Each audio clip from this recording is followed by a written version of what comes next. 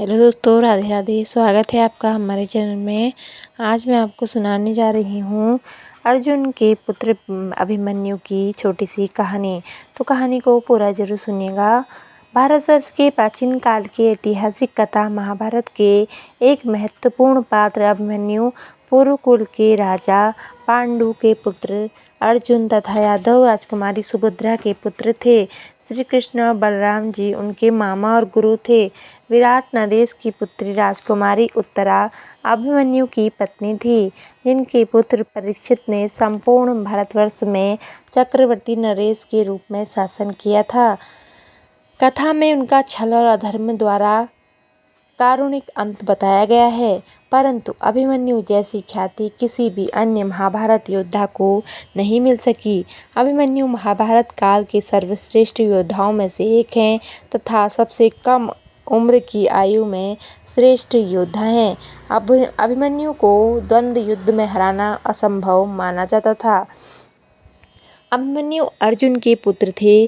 15 वर्ष की आयु में फाल्गुन मास में उनका विवाह उत्तरा से हुआ था। 16 वर्ष की आयु में आषाढ़ मास में जिस दिन ये महाभारत के युद्ध में वीरगति को प्राप्त हुए थे, उससे एक दिन पूर्व ही अभिमन्यु की पत्नी उत्तरा ने गर्भ धारण किया था। द्वापर युग में सबसे कम उम्र में स्त्री के शारीरिक सुख एवं संतान जन्म की प्राप्ति करने वाले अभिमन्यु इकलौते थे। अभिमन्यु महाभारत के नायक अर्जुन और सुभद्रा, बलराम और कृष्ण की बहन सुभद्रा के पुत्र थे। उन्हें चंद्र देवता का पुत्र भी माना जाता है।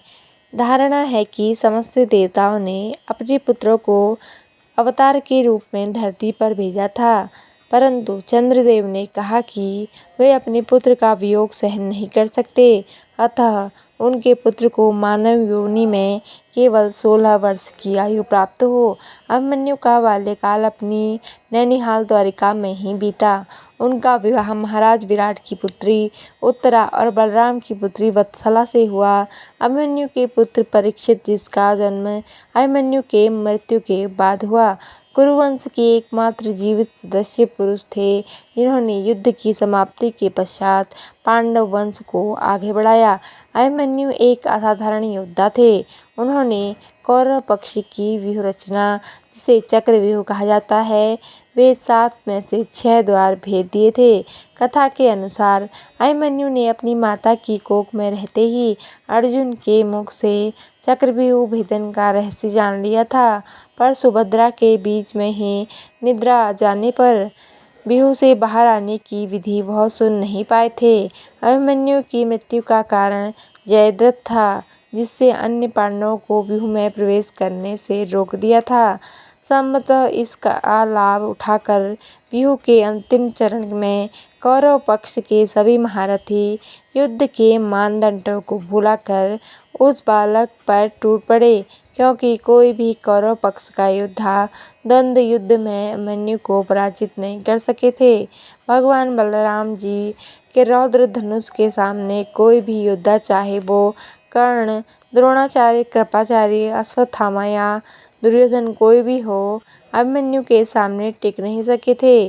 अभिमन्यु को चक्रव्यूह के भीतर द्वंद्व युद्ध में पराजित करना संभव था, जिस कारण कर्ण ने छलपूर्वक अपने विजय धनुष से पीछे से वार करके रौद्र धनुष को काट डाला।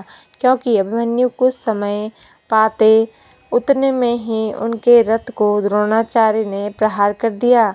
देखते ही देखते अवसर पाकर सभी योद्धा अभिमन्यु पर टूट पड़े।